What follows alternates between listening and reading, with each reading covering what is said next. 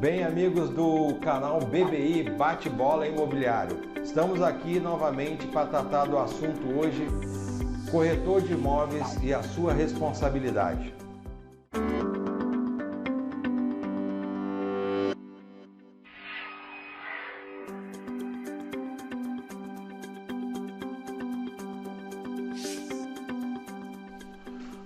Olá pessoal, hoje o tema, como já dito, é sobre a responsabilidade do corretor de imóvel.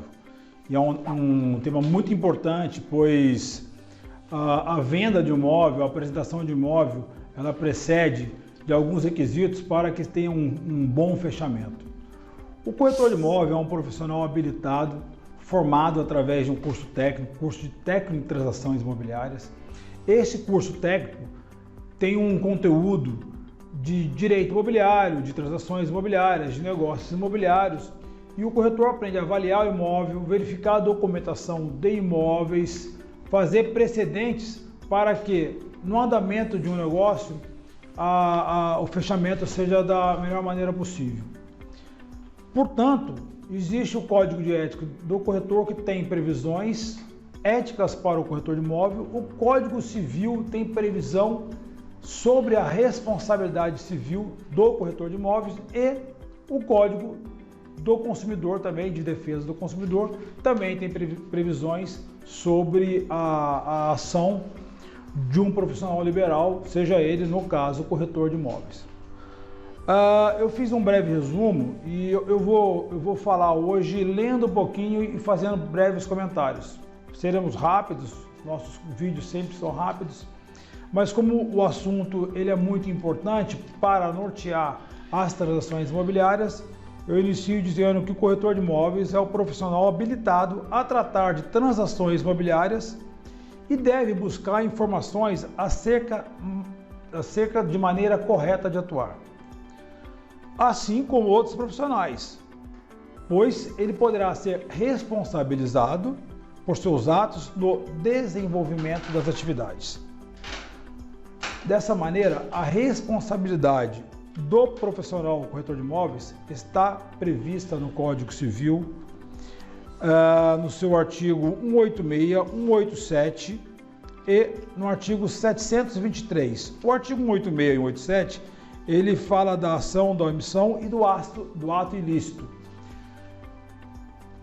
Nesses dois artigos, nesses dois dispositivos do Código Civil, ele é um dispositivo geral que diz que as pessoas têm a obrigação de diligenciar, agindo com previsibilidade, não podendo omitir informação, pois então ele tem o dever de agir com cautela e não omitir informações que possam levar o cliente a erro. E são os artigos, né, Rogério, que dá a base para que a pessoa possa entrar com uma ação de indenização contra o profissional e que vale para a indenização de um modo geral, mas como a gente está falando especificamente sobre corretor de imóveis, aí em relação à atuação dele e suas responsabilidades. Exatamente. Já o artigo 187, ele diz assim: comete ato ilícito o titular de um direito que, ao exercê-lo, excede manifestamente aos limites impostos pelo seu fim econômico-social, pela boa-fé ou pelos bons costumes. Então, ele descreve o que é um ato ilícito. Nós estamos falando de Código Civil, um ilícito civil, obviamente.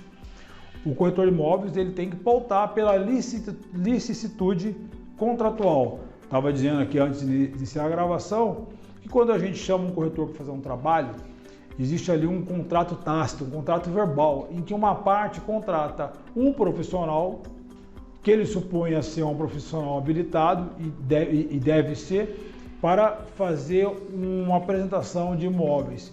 E por que ele contrata o corretor? Que ele tenha certeza que o corretor irá fazer as verificações necessárias para que essa venda seja uma venda perfeita e acabada. Para quando ocorrer o ato de escritura, de registro, não venha depois uma ação. E não só a apresentação do imóvel, ele tem que trabalhar antes da apresentação exatamente isso que o Rogério está falando. Levantar se tem débitos, se realmente é que a gente chama até de due diligence dentro do direito. Fazer o levantamento se o imóvel realmente é daquele proprietário, se tem débito, se aquela pessoa não está respondendo por uma ação de execução, se o imóvel está legalizado junto à prefeitura, se a documentação está correta. Essa é a obrigação do corretor de imóveis, na transparência do seu trabalho e apresentar todas as informações para o seu cliente para que ele se sinta seguro em fechar o negócio. Exatamente. E o Código Civil já de 2002, atendendo uma alteração feita em 2010, né, pela Lei 12.236, teve no seu artigo 723, dizendo o seguinte: o corretor é obrigado a executar a mediação com diligência e prudência, como o Alex acabou de falar, o doutor Alex acabou de falar, e prestar ao cliente espontaneamente todas as informações sobre o andamento do negócio. Ou seja, ele poderá responder por perdas e danos se não prestar os esclarecimentos acerca da segurança ou do risco do negócio. O cliente pode comprar um imóvel com risco, desde que ele saiba do risco. E por conta disso, talvez pagar menos, aquelas coisas que às vezes é pertinente de comprar um imóvel com problemas. Se o corretor informa, declara... Problemas resolúveis, vamos dizer assim. Exatamente. Né? E que tenha acompanhamento do corretor, que tenha essa informação, né? E às vezes é um ótimo negócio comprar imóvel nessa situação. Exatamente isso. Então, nesse sentido, o corretor de imóvel tem essa previsibilidade no Código Civil. Olha da a importância da atuação do corretor. Talvez, do que eu me lembre, expressamente definindo um profissional, seja uma das únicas profissões no Código Civil que está dizendo que um profissional tal deverá fazer assim. Eu não lembro de outro dispositivo no Código Civil que determine com clareza como deve agir um profissional. Tamanha a importância do... E aí, voltando à questão da indenização, não só em relação aos artigos que a gente já falou, e também a questão do nexo causal do dano, tem essa previsão legal de como o corretor de imóvel deve trabalhar. Exatamente. E é isso que você está falando. Exatamente. Então ele isso. tem total responsabilidade. Além disso, o Código de Ética do Conselho de Corretores de Imóveis, o COFES, né? Ele diz no seu artigo 5º o seguinte: o corretor de imóveis responde civil e penalmente por atos profissionais danosos ao cliente, a que tenha dado causa por imperícia, imprudência, negligência ou infrações éticas.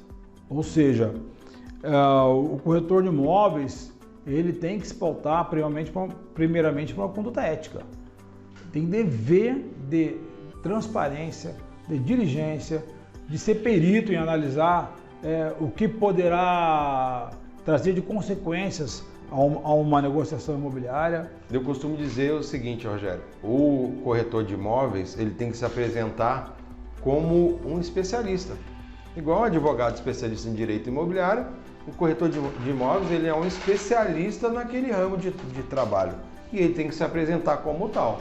E para isso, ele tem que ter uma postura ética, moral, cristalina, diligência, transparente, porque se ele não agir dessa forma, ele será responsabilizado. E aí é uma dica do que a gente sempre conversa, que como com tudo isso que a gente já falou, qual que é a postura de um bom corretor de imóveis? Na minha opinião, particularmente falando, eu acho que o corretor de imóveis tem que agir dessa forma e a comissão é a consequência de todo esse trabalho. Ele tem que ser reconhecido por um trabalho bem feito que ele fez e depois vai ser recompensado com a comissão, e não ao contrário, porque às vezes a gente vê a pessoa que é primeira comissão e depois vai resolvendo. Não, eu acho que é o caminho inverso. Eu também acho que é isso.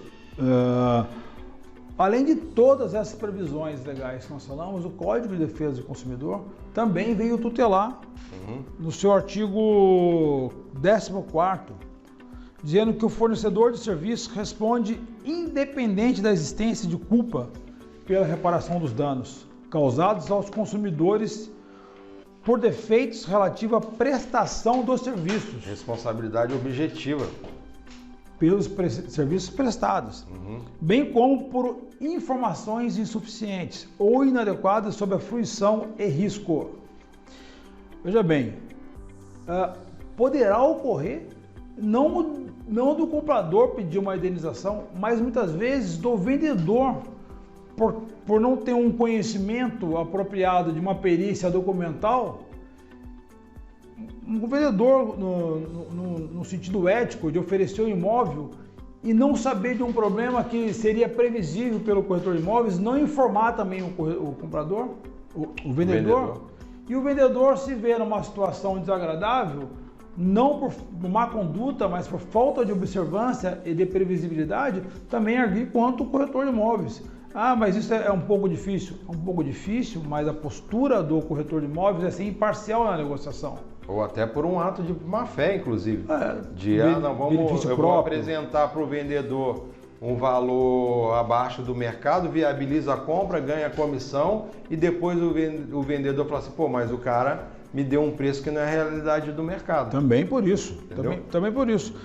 Então, a gente diz o seguinte, o corretor de imóveis ele tem que agir como se fosse um conciliador, no sentido de que ele não tem que participar em favor do comprador, do vendedor, mas sim se manter numa postura íntegra e imparcial, ofertando para o comprador e o vendedor transparência acerca de como será realizado esse negócio e verdadeiramente das condições que se apresenta fisicamente o imóvel. Óbvio que pode ter ali algum vício oculto que ele não vai ter condições de perceber, mas isso não é motivo de indenização. Mas o que ele tiver condições de analisar, de ofertar essas condições para o comprador, para o vendedor, em igualdade, e deixar que as ofertas e as contas propostas aconteçam e ele conduz isso até o final. E ao final, realizada a venda, ele ser comissionado, ser pago pelo trabalho dele, com os honorários devidos, muito bem devidos, né? E merecidos. Assim, finalizando. Desta forma, o corretor de imóveis se torna um corretor de sucesso, como diz um treinador que a gente tem aí, né? Um treinador de coach, etc. Ele fala, é o deserto que se passa no momento da venda, porém, chega no momento do oásis, ele está feliz ali, grato pelo trabalho bem feito. E aí eu quero aqui fazer uma ressalva e dizer que dentro desse espectro de venda, compra e venda de imóveis, o principal personagem e o mais importante, na minha opinião, é o corretor de imóveis. Sem dúvida alguma. Dentro do mercado o mercado imobiliário não existe se não tiver a participação, o trabalho louvável dos corretores de imóveis.